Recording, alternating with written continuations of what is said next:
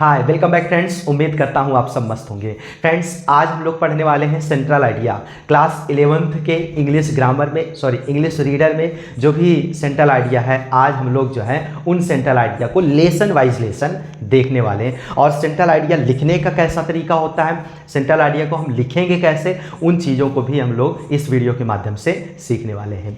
तो सबसे पहला जो लेसन है क्लास 11th रीडर में, उस लेसन का नाम है पोएम का फोटोग्राफ, ए फोटोग्राफ। तो उस ए फोटोग्राफ का आज हम लोग जो है सेंट्रल आइडिया देखने वाले हैं। सेंट्रल आइडिया लिखने का कुछ इस तरीके से तरीका होना चाहिए।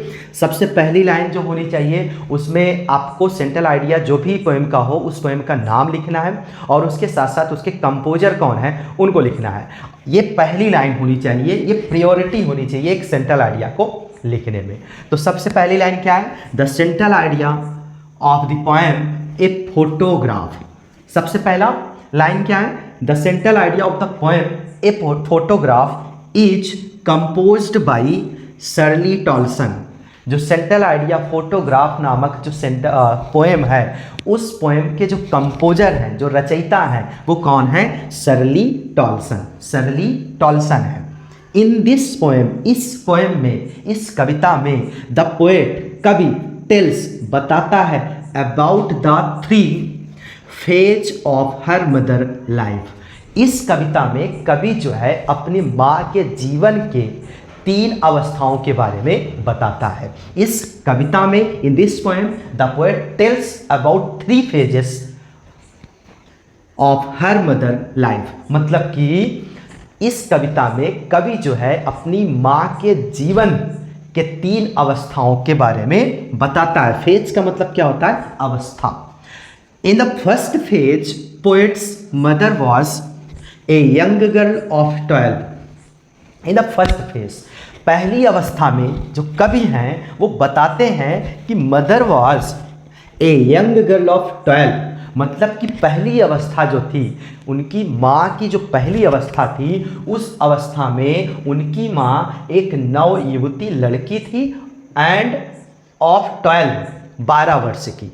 पहली अवस्था में कवि, पहली अवस्था में अपने माँ के 3 अवस्थाओं में, पहली अवस्था में जो कवि बताता है वो क्या बताता है कि उनकी माँ जो है जब 12 वर्ष की थी तो ए यंग गर्ल, वो एक नव युवती लड़की थी 12 वर्ष की। ये पहली अवस्था है और ये कौन बता रहा है? शर्ली टॉल्सन, जो एक कवि हैं इस फोटोग्राफ के। फिर नेक्स्ट लाइन में क्या लिखा गया? And enjoying her holidays.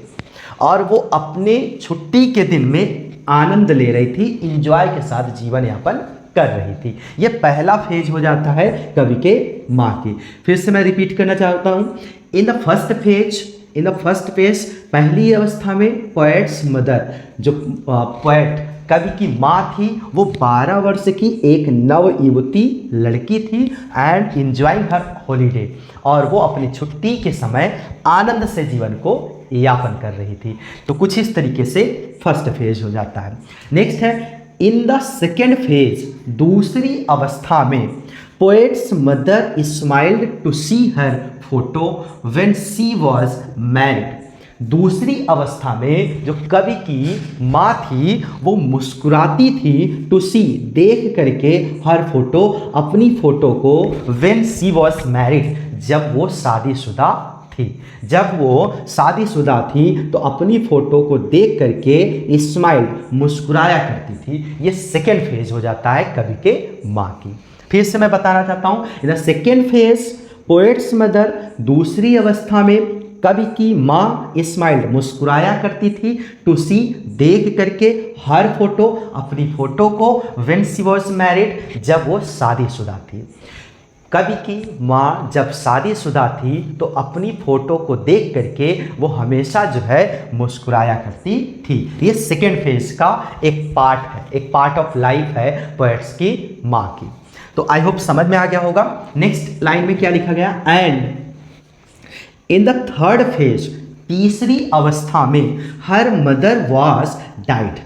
तीसरी अवस्था में उनकी माँ कि उनकी माँ का देहांत हो जाता है, अर्थात उनकी माँ की मृत्यु हो जाती है। जो तीसरा फेज है, जो कवि जो शर्ली टॉल्सन की माँ की तीसरी अवस्था थी, उस तीसरी अवस्था में उनकी माँ मर जाती है, अर्थात मृत्यु हो जाती है। And this phase is very painful for poet. और यही अवस्था, यही जो फेज था, यही फेज कवि को बहुत ही ज़्यादा जो है दुखमय महसूस हुआ, अर्थात पेनफुल हुआ, अर्थात यही अवस्था जो है कवि को बहुत ही ज़्यादा पीड़ा दिया, बहुत ही ज़्यादा दुख दिया।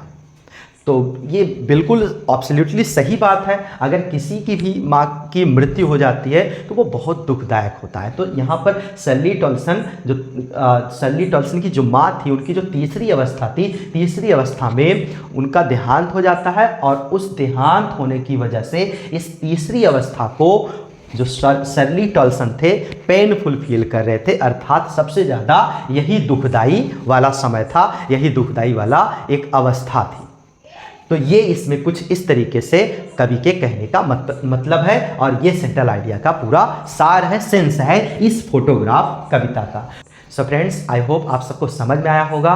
सो मिलते हैं एक नेक्स्ट क्लास में एक नए सेंट्रल आइडिया के साथ। तब तक के लिए थैंक्स अ लॉट।